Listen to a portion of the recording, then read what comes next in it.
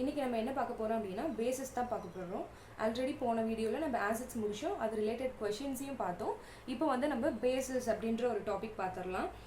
நம்மளுக்கு என்னென்ன ஆல்ரெடி இன்ட்ரோலேயே பார்த்தோம். பேசிஸ் அப்படிங்கிறது என்னென்னா OH மைனஸ் அப்படிங்கிற ஒரு அயான்ஸ், ஹைட்ராக்சைடு அயான்ஸை வாட்டரில் அயனைஸ் பண்ணக்கூடியது அப்படின்னு சொல்லிட்டு நம்ம அதை படிச்சிருக்கோம்.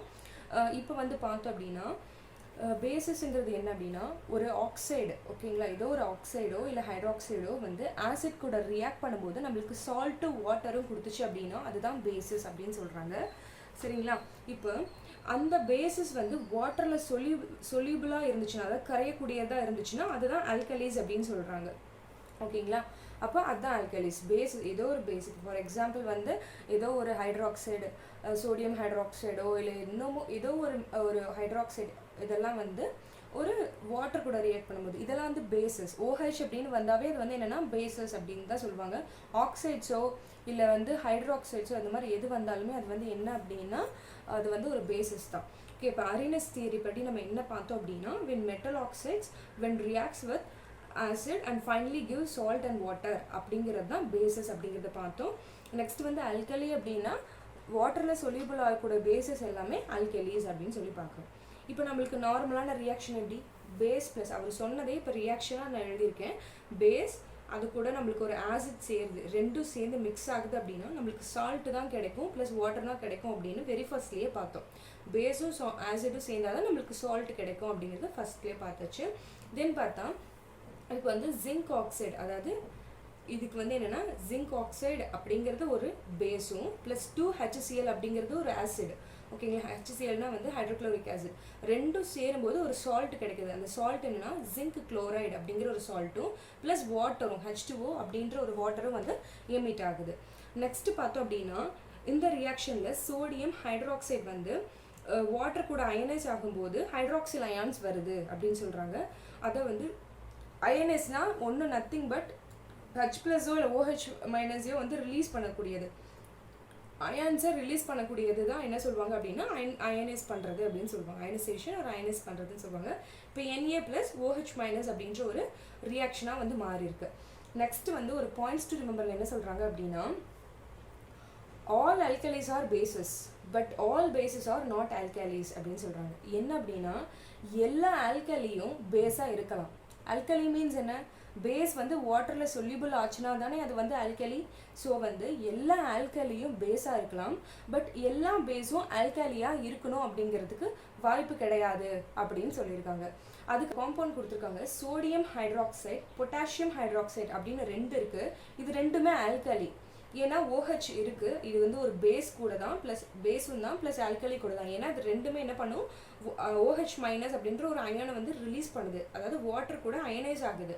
பட் ஓகேங்களா, அலுமினியம் ட்ரை ஹைட்ராக்சைடும் ஜிங்க் டை ஹைட்ராக்சைடும் இருக்குது. பட் இது ரெண்டுமே என்ன அப்படின்னா பேசஸ் தான். இது ரெண்டுமே என்ன ஆகுதுன்னா அல்கலி கிடையாது, ஏன்னா அது வாட்டரில் வந்து அயனைஸ் ஆகாது அப்படின்னு சிம்பிளாக சொல்ல போனோம் அப்படின்னா ஆக்சைட்ஸும் ஓவும் OHும் இருக்கிறது மட்டும்தான் அல்கலியாக இருக்கும், மற்றதெல்லாம் வந்து அல்கலியாக இருக்காது அப்படிங்கிறது ஒரு சின்ன point. Next classification of bases பற்றி பார்த்துடலாம். இப்போ நம்ம போன முறையே ஆசிடோட கிளாசிஃபிகேஷன் பற்றி நம்ம பார்த்துருந்தோம். என்னென்னா அது பெசிசிட்டியை வச்சு அதோட கான்சன்ட்ரேஷன் வச்சு அயனைசேஷன் வச்சு அப்படியா வந்து நம்மளுக்கு கிளாஸிஃபை பண்ணியிருந்திருக்காங்க. இங்கே வந்து எப்படின்னா இப்போ வந்து ஆசிட் வந்து அதனோட பெசிசிட்டியை பேஸ் பண்ணி பண்ணாங்க. இப்போ பேஸுக்கு வந்து எப்படி கிளாஸிஃபை பண்ணியிருக்காங்கன்னா அதனோட அசிடிட்டியை பேஸ் பண்ணி கிளாஸிஃபை பண்ணியிருக்காங்க. என்னவா அப்படின்னா mono acidic base, di acidic base, try acidic base அப்படின்னு. மோனோனாவே நம்மளுக்கு தெரியும் சிங்கிள் அப்படின்னு, டைனாவே நம்மளுக்கு தெரியும் டபுள், ட்ரைனா ட்ரிபிள். இப்போ அதில் இருக்கிற மாதிரி தான் இது நம்ம ஆசிடில் பார்த்த மாதிரி தான் அங்கே என்ன பண்ணுச்சு அப்படின்னா H+ அயான்ஸை வந்து அயனைஸ் பண்ணுச்சு. ஓகேங்களா? பட் இங்கே என்ன பண்ண போகுது அப்படின்னா வந்து ஹைட்ராக்சைடு OH மைனஸை வந்து பண்ண போகுது, வாட்டரில் வந்து அயனைஸ் பண்ண போகுது. அதுதான் ionize in water to give 1 hydroxide ion per molecule. மோனோ அசிடிக் பேஸ் அப்படின்னா வாட்டர் கூட அயனைஸ் ஆகி ஒரே ஒரு ஹைட்ராக்சைடு அயனை கொடுக்குறது. அதாவது இங்கே பாருங்கள் எக்ஸாம்பிளில் சோடியம் ஹைட்ராக்சைடும் பொட்டாசியம் ஹைட்ராக்சைடு கொடுத்துருக்காங்களா, அப்படின்னா என்னென்னா ஒரே ஒரு ஹைட்ராக்சைடு அயனை அயனைஸ் பண்ணியிருக்கு வாட்டர் கூட சொல்யூபிளாக இருக்கும்போது அப்படின்னு சொல்கிறாங்க. பட் இதுவே நம்ம என்ன பண்ணோம், அசிடிக்கில் என்ன பார்த்தோம், ஒரே ஒரு H+ அயான்ஸை வந்து அயனைஸ் பண்ணுச்சு அப்படின்னு பார்த்தோம். இதில் வந்து என்னென்னா ஹைட்ராக்சைடு அயான்ஸ் OH மைனஸை வந்து என்ன பண்ணுது அப்படின்னா அயனைஸ் பண்ணுது. இப்போ டை அசிடிக் பேஸ் அப்படின்னா என்ன, அதுக்கு மோனோனா சிங்கிள், டைனா 2, அதாவது 2 ஹைட்ரஜன் அயான் மாலிகூல்ஸை வந்து என்ன பண்ணால் அயனைஸ் பண்ணோம் அப்படின்னு. இதுக்கு எக்ஸாம்பிள்ஸ் பார்த்தோம்னா கால்சியம் டயஹைட்ராக்சைடு, மெக்னீஷியம் டயஹைட்ராக்சைடு அப்படின்னு சொல்லிட்டு 2 இருக்குது. நெக்ஸ்ட் அதே மாதிரி என்னென்னா ட்ரை அசிடிக் பேஸ்னு பார்த்தோம்னா 3 ஹைட்ராக்சைடு வந்து என்ன பண்ணால் அயனைஸ் பண்ணும். இதுக்கு வந்து ALOH த்ரைஸும் FeOH த்ரை அது 2 கொடுத்துருக்காங்க. இதெல்லாம் வந்து எக்ஸாம்பிள்ஸ் ஃபார் மோனோ அசிடிக் பேஸ்க்கும் tie acidic base, try acidic base, இது 3க்குமான ஒரு எக்ஸாம்பிள் அப்படின்னு. ஓகே, இதில் எப்படி கொஷின் வரலாம் அப்படின்னா வந்து இப்போ வந்து இதில் வந்து எத்தனை அயான்ஸை வந்து இப்போ ஃபார் எக்ஸாம்பிள் CaOH ட்வைஸ் அப்படின்னு கொடுத்துட்டு இதில் வந்து எத்தனை அயான்ஸை வந்து இதில் வந்து அயனைஸ் ஆகிருக்கு, சாரி எத்தனை ஹைட்ராக்சைடு வந்து அயனைஸ் ஆகிருக்கு அப்படின்னு சொன்னோம்னா 2 அப்படின்னு சொல்லலாம். இந்த மாதிரி சொல்லலாம். வேறு எப்படி கொஷின்ஸ் கேட்கலாம் அப்படின்னா பேஸ்ட் ஆன் த அசிடிட்டியை வச்சு எத்தனையா கிளாஸிஃபை ஆகிருக்கு அப்படின்னு சொல்லிட்டு கேட்கலாம். ஏன்னா குரூப் 4 லெவல் தானே, இந்த மாதிரி கொஷின்ஸ் தான் கேட்பாங்க. நெக்ஸ்ட் பார்த்தோம் அப்படின்னா பேஸ்ட் ஆன் த கான்சன்ட்ரேஷன், அதனோட கான்சன்ட்ரேஷனை வச்சு எப்படி பிரிச்சிருக்காங்க அப்படின்னா கான்சன்ட்ரேட்டட் அல்கலி, டைல்யூட் அல்கலி அப்படின்னு. இதுவும் நம்ம என்ன பண்ணோம் அப்படின்னா அசிடிக்லேயே பார்த்தோம். எப்படின்னா ஆசிட்லேயே கான்சன்ட்ரேட்டட் ஆசிட், டைல்யூட் ஆசிட் அப்படின்னு 2 பார்த்தோம். இந்த சேம் அதுதான் இதுவும். Have high percentage of alkali in its aqueous solution.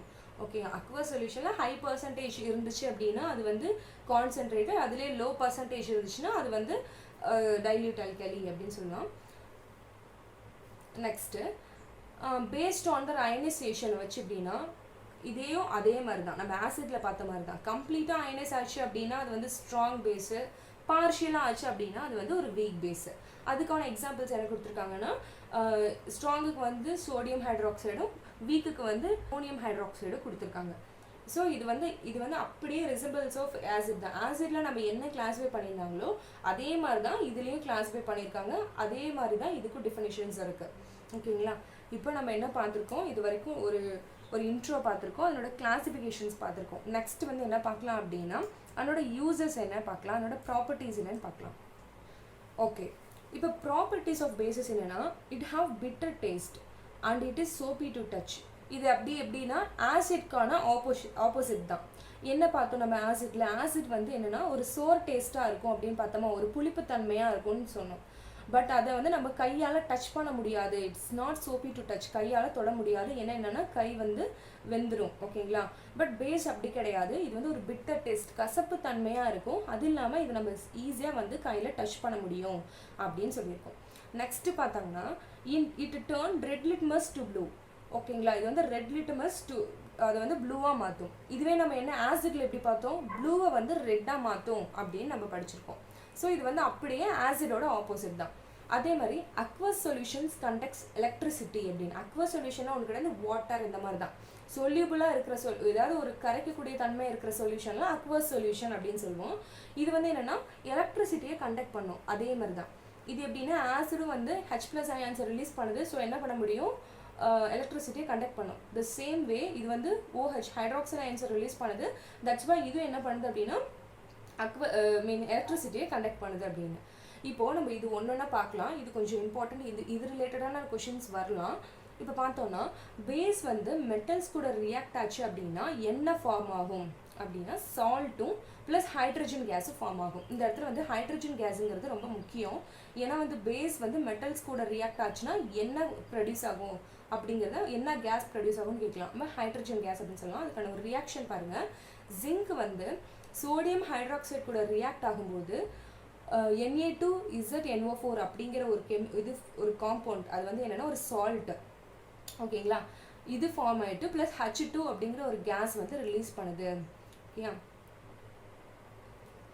Next base வந்து ஒரு நான் மெட்டாலிக் ஆக்சைடு கூட மெட்டாலிக் ஆக்சைடு கூட ரியாக்ட் ஆச்சு அப்படின்னா சால்ட்டு வாட்டரும் வந்து ஃபார்ம் ஆகுது. ஓகேங்களா, இப்போ இதில் பேஸ் அப்படிங்கிறது என்னென்னா கால்சியம் ஹைட்ராக்சைடு அப்படிங்கிறது என்னது, இங்கே வந்து ஒரு பேஸாக டைஹைட்ராக்சைடுங்கிறது ஒரு பேஸ். இப்போது இது வந்து ஒரு நான் மெட்டாலிக் ஆக்சைடு அப்படிங்கிற இங்கே ஒரு CO2 இருக்கா, அது வந்து ஒரு நான் மெட்டாலிக் ஆக்சைடு. இது வந்து மெட்டல் கிடையாது, பட் இது வந்து ஒரு ஆக்சைடு தானே. ஓ இருந்தாவே அது வந்து ஆக்சைடு தான். ஓகேங்களா? ஸோ வந்து அது கூட ரியாக்ட் ஆகும்போது கால்சியம் கார்பனேட்டும் ப்ளஸ் வந்து என்ன ஃபார்ம் ஆகுது, calcium carbonate is a salt. ஓகேங்களா? அதுவும் வாட்டரும் ப்ரொடியூஸ் பண்ணுது அப்படின்னு.